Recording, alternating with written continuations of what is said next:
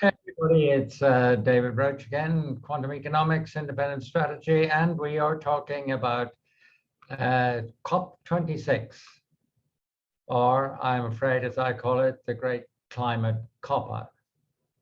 And let me explain to you why that is. And hopefully I will be able to make this short and thus the brevity and the soul of wit. If you look at the commitments which have been made at the COP26 conference, you come to a conclusion in your measurements, and that is to limit the increase in temperature to 1.7 degrees centigrade. Then the commitments would have to be to cut the emissions of greenhouse gases by 50% to 75% more than what has been committed. If you were to take a goal of, let us say, 2%, 2 degrees increase in the temperature, which would of itself engender many catastrophes and make significant swathes of the world impossible for current inhabitants to continue to live there. But if that was your goal, the amount of greenhouse gas emissions which you would have to commit to cut would be between 40 and 50% greater than what is being committed at COP26. It is as simple as that. The current commitments, even if they were implemented by all the people who have committed, would not be anywhere near the ballpark of simply stopping the temperature increasing by 1.7 degrees or even 2 degrees. Therefore, the bottom line is we are going to fry. And our political class, if you can call them a class, is incapable of taking the long-term decisions that are required to prevent this, because they cannot make the short-term sacrifices which would be needed in order to make the long-term gains happen. I'll give you some examples and I will then pass on to why it's significant. Apart from the very survival of those people who will still be around, I'll be dead and gone by the time we are fried, or drowned, or frozen. For example, one of the commitments is just, and probably one of the more significant ones, is to stop chopping down the trees by 2030. Even Bolsonaro, one of the great criminals of the environmental scene, committed to that. He probably thinks he'll get money in return for doing so. It won't happen, of course. But even stopping chopping down the rainforest by 2030 is too late. The rainforests are already at a tipping point.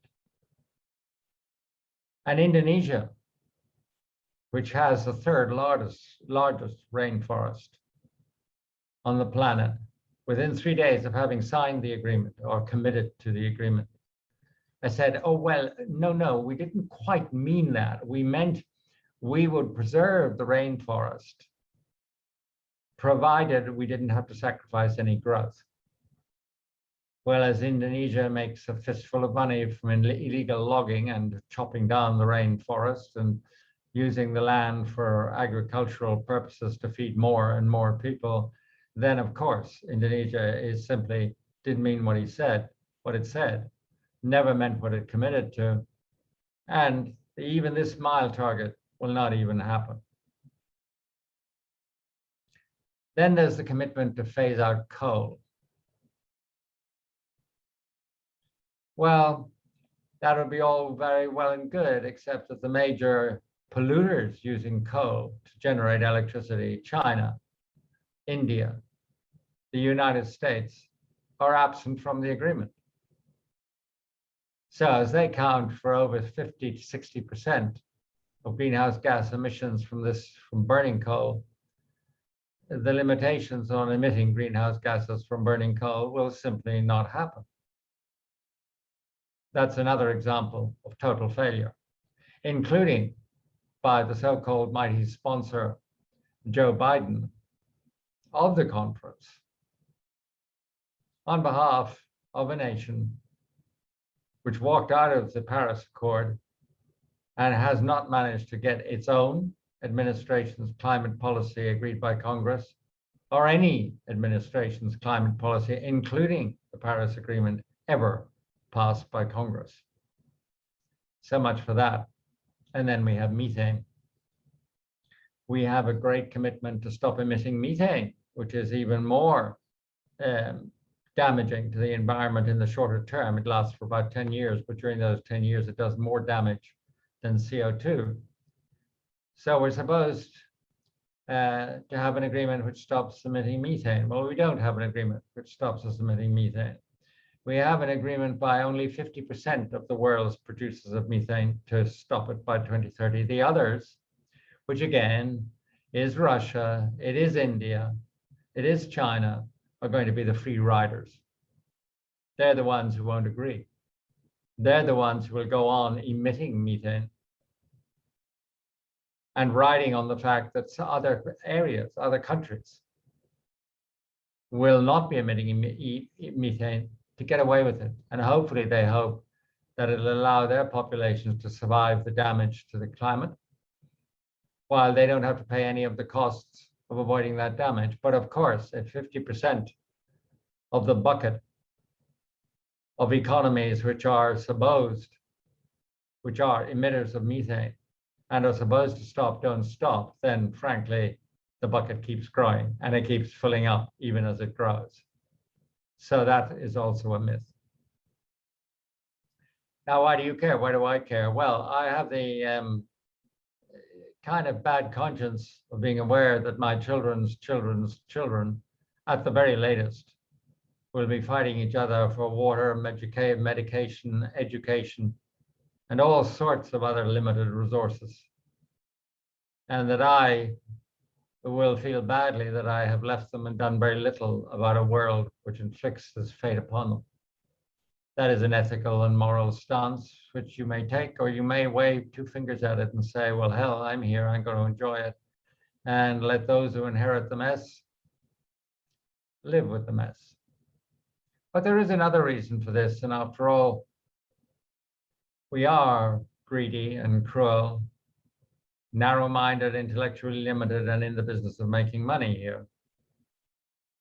And it is this: in a world in which interest rates are zilch and managed by central banks so they will remain zilch in real terms, despite various kind of mouthings about tightening, because these central banks have to go on funding governments who will have to go on spending money on disgruntled people, money which the governments don't have, and the only way they can get it is to sell their bonds to the central banks, which will go on printing the money to buy the bonds. But that gives you low interest rates. It means the interest rates can't really rise in real terms, not by much anyway, or the whole pyramid of debt which has been created will come crashing down. But what a low interest rate means is that you have a low discount factor for your investments. Now, all investments are based on discounting future earnings back to a present value by a discount factor. Thus, the absolutely ridiculous valuations, which you know and I know if you've got any sense, are actually just based on the speculative assumption that the next guy will buy your Tesla shares at a bigger price than you buy them. And that's where you hope to get your returns. That is one way of investing, but of course it is actually total speculation and there is no fundamental justification for it. Actually, the only valuation of Tesla should be the discounted value of its future earnings. And they're going to have to be very, very big future earnings. But the point I'm making is this. The reason why climate change really matters is because it can reduce the terminal value of any investment to zero, because it won't be there. The world which supports any form of investment that we know simply will not exist. Now, if you take the duration of any average investment, let's say a bond, 10, 20, 30 years, or an equity, 30 years and counting, the very fact of buying one of these instruments indicates that you know a great deal more about the future than I do. And I would put it to you that actually you haven't got a clue. We do not know what the terminal value of these investments is going to be, because the shape of the world after 10 years of climate neglect is completely unknowable to us. So the terminal value of our investments is unknowable to us, and it may be zero. The key point being this: in a world in which interest rates are kept permanently low in real terms, and there is no real discount factor, the terminal value of your investments makes up most of the value you pay for it today. The real failure of COP26, in the narrow perspective of us greedy little investors, is that the terminal value of those investments may well be zero. And that is what COP26 has delivered. Thank you very much for listening. If you don't detest what I've said too much, please give this program a like. And of course, it would be a great help if you were to subscribe. Goodbye, good night, and wait for the lights to go out. You won't have to turn them off yourself.